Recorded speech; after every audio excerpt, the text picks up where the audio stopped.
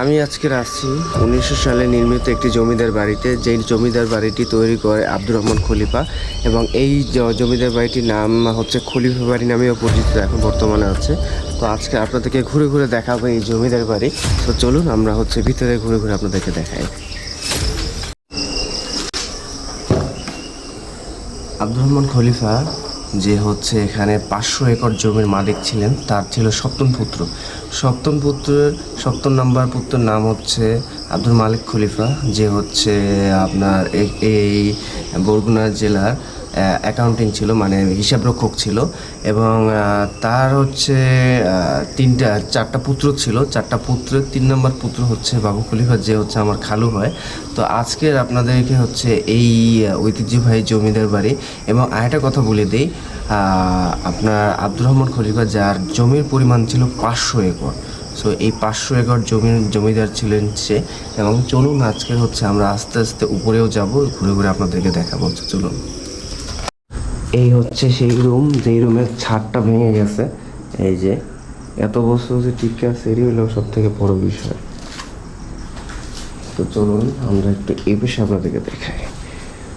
এই যে শিখর ঝুলে গেছে।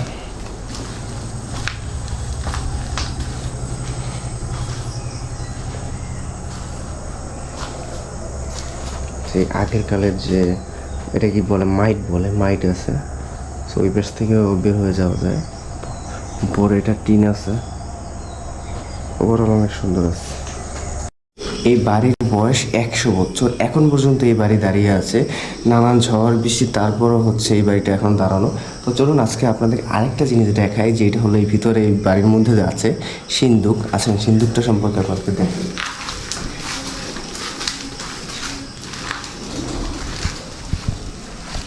এই সিন্দুক। সেই আমলে আপনারা জানেন যে জমিদাররা বিভিন্ন সিন্দুক থাকতো তাদেরকে।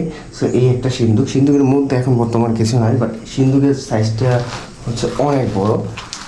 দেখেন আপনারা, দেখছেন? সো এই উপরে দেখাও যে কি অবস্থা আছে এখন বর্তমানে। শিকড়ে ধরে গেছে, কিন্তু তারপরও ভালোই সৌন্দর্য এখনো আছে। এই যে আগে মানুষ কিভাবে সুন্দর ফিনিশিং দিত, ছাদের ডিজাইন করতো, সেগুলো দেখেন। তো সেই আমলে এত সুন্দর ডিজাইন করাটা মানে অনেকটাই ব্যয়বহুল ছিল। তারপর এখন দেখা যাচ্ছে যে আছে। তো এই পাশে দেখেন আপনারা, ছোট ছোট রুমের মতো ছিল, জানলা ছিল। এরপর এই পাশে ছোট ছোট থাক আছে, কতটুকু দেখা যায় আমি জানি না। এরপর এই পাশে আপনার বক্স সিস্টেম আছে, দরজা আছে। এই সিন্দুক তারপর আসেন আবার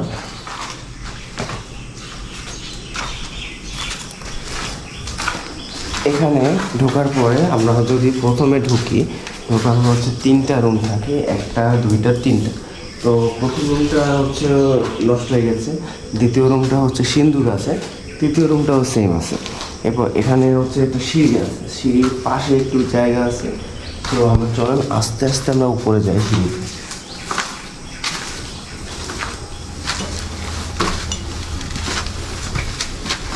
এই যে আগের সময় নির্মিত, এই দেখেন সব স্টিল দেওয়া ছিল, যে কারণে এখন এই বিল্ডিংটা দাঁড়িয়ে আছে।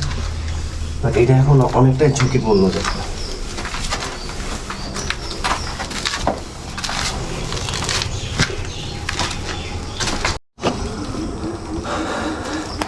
আজকের যে ক্যামেরাম্যান হৃদয় খলিফা, সে আব্দুর রহমান খলিফার 7ম পুত্র আব্দুল মালিক খলিফা। তার যে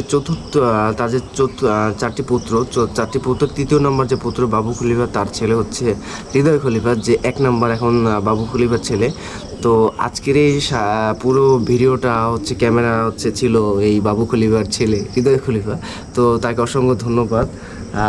তাকে নিয়ে আজকে এই পুরো জমিদার বাড়িটা ঘুরে দেখলাম। আমার কাছে অনেকটাই ভালো লাগছে, আশা করি আপনাদের কাছেও ভালো লাগবে। সো আমরা আছি এখন 2 তলায়। আসো দেখাই।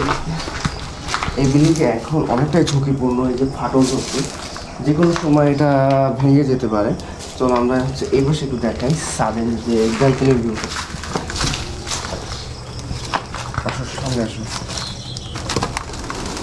তো এই সেই ব্যালকনির ভিউ, সামনে থেকে আমরা যেটা দেখতে পাচ্ছিলাম।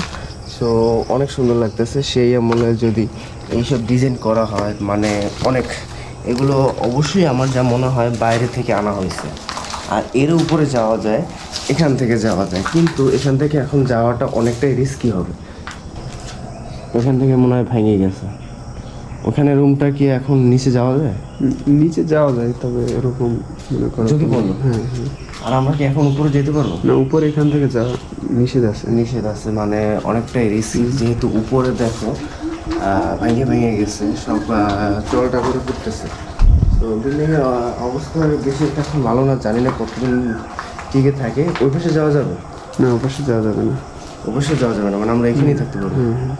সো এই তো আজকের এই পর্যন্তই, আপনাদেরকে দেখানোর চেষ্টা করছি খলিফা বাড়ি, রাজবাড়ি। সো আপনারা এখানে হচ্ছে একটা বাড়ির মধ্যে, এখানে আপনারা আসতে পারবেন না, সেইভাবে ঘোরাঘুরি করতে পারবেন না। এখানে বাসার মানুষরা তারাই এটা হচ্ছে এখন পর্যন্ত এটা দেখাশোনা করতেছে। সো আপনাদেরকে দেখাইলাম, যদি ভালো লাগে অবশ্যই লাইক করবেন। সো আজকে এই পর্যন্ত, সবাই ভালো থাকবেন, ইনশাল্লাহ দেখা হবে।